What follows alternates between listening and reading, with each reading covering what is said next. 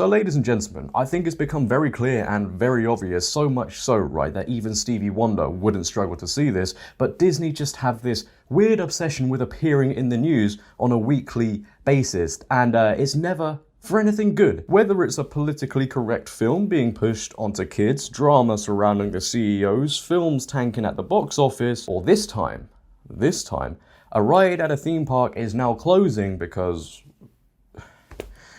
You've read the title. It speaks for itself. Yes, ladies and gentlemen, we are talking about the very next thing on Disney's to-do list to please...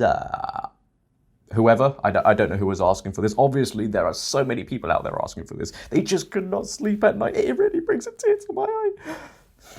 Disney have now decided to close one of their most famous rides, Splash Mountain, and replace it with a good old Princess and the Frog ride. Whoop-de-doo, yay, stunning, brave. Now, I'll be honest with you guys, right, and I like to keep it 100 on this channel. This is going to be controversial to say, but I have never seen The Princess and the Frog, but I'm sure, don't hate me, I'm sure it's a really great film because it was released before 2020. However, Disney are trying to paint this move as cute, innocent, you know, maybe like the frog out of the film. They just need to refresh everything.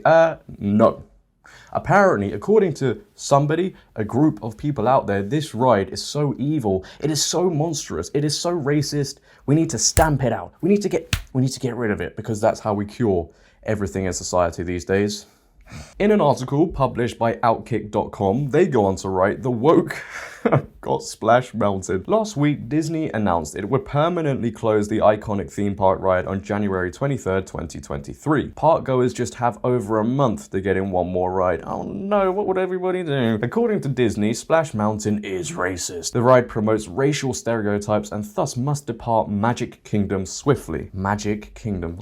Is that? Disney decided Splash Mountain was racist after complaints over the ride's source material, the 1946 film Song of the South, which supposedly portrays plantation life as historically insensitive. Now, as I'm sure you all probably know, this ride is based on one of Disney's most controversial films to date because of its racist undertones now, right? It's been completely wiped because it is so controversial. You can't watch it on Disney Plus, you can't buy it properly, you have to go to some back-end alley in the middle of the night like it's a drug deal and be like, oh bro, can I get this yet? That's how controversial it is. Funnily enough though, Disney will push out films with drag queens in for all kids to watch, like Hocus Pocus, all in the name of being politically correct.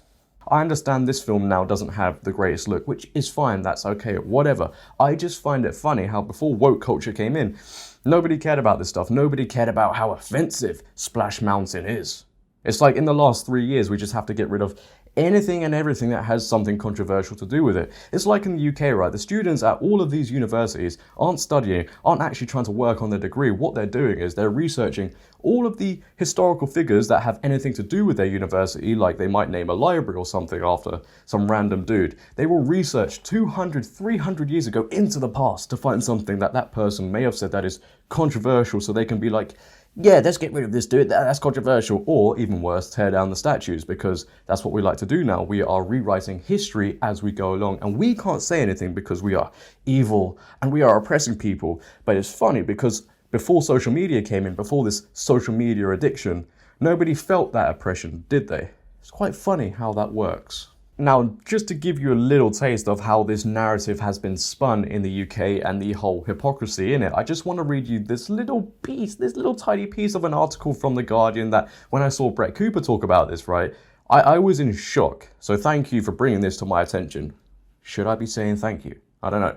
Anyway, there are plenty of examples of pernicious racism in Song of the South that are right there on the surface. The minstrelsy of the animated characters, particularly Brer Fox, the slang in the dialogue, a wandering chorus singing traditional black songs, and most notoriously of all, a fable where Brer Fox and Brer Bear use a tar baby to fool and ensnare Brer Rabbit. That part didn't make it into Splash Mountain. Yet, the subtle low point of the film comes in when Remus's narration just before Zippity Doodah, where he reminisces about how things were a long time ago when every day was mighty satisfactual. And this is the whole hypocrisy in it. Even in this article, it says they sing traditional black songs. Isn't that a good thing in today's world? I thought everybody would be seal clapping for that sort of thing, right? Oh, no, because it doesn't fit perfectly. It's not perfect. They move the goalpost because unless it is OCD perfect, well, then it is racist. And I just want to say, right, if it was the other way around and this was a film based on white people, etc., etc., you know where I'm going with this, do you think there would be the same reaction? Hulk Hogan? No. Now, to finish this video off, we all know about Bob Iger, the former Disney CEO, returning to Disney because people think this is now the cure for Disney. They're going to get rid of the wokeness. Maybe people are starting to think, well, he's come back to really push it out a little. Again, you're wrong, because if anybody paid attention, this dude said this in 2020. I felt as long as I've been CEO that the Song of the South was, even with a disclaimer, just not appropriate in today's world. But then we have to accept that anything the left does and wants is appropriate, right?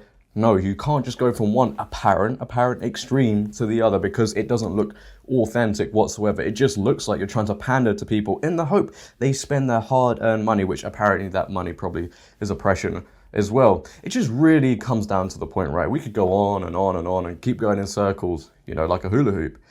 It really just comes down to the point that now in society, not only do words on a screen, pixels, offend people, theme park rides just bring the tears to their eyes. Theme park rides now offend people. Oh.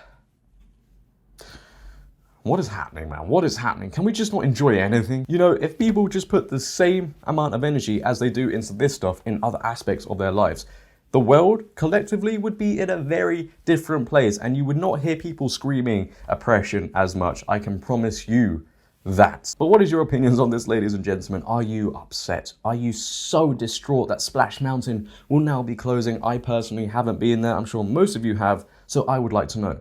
Start a petition. Complain that you're being oppressed, and you might just get it reversed. Probably not. If you have enjoyed today's video, ladies and gentlemen, then please, for me, make sure to leave a like rating. If you're new, hit that big red subscribe button and turn on bell notifications so you never miss a video. But until next time, until another theme park ride closes down because it is so controversial, it has been your boy JD. Please, for me, make sure to always have a great day and stay safe. I'm out. Peace. See you next time. I purposely just want to go on this ride now.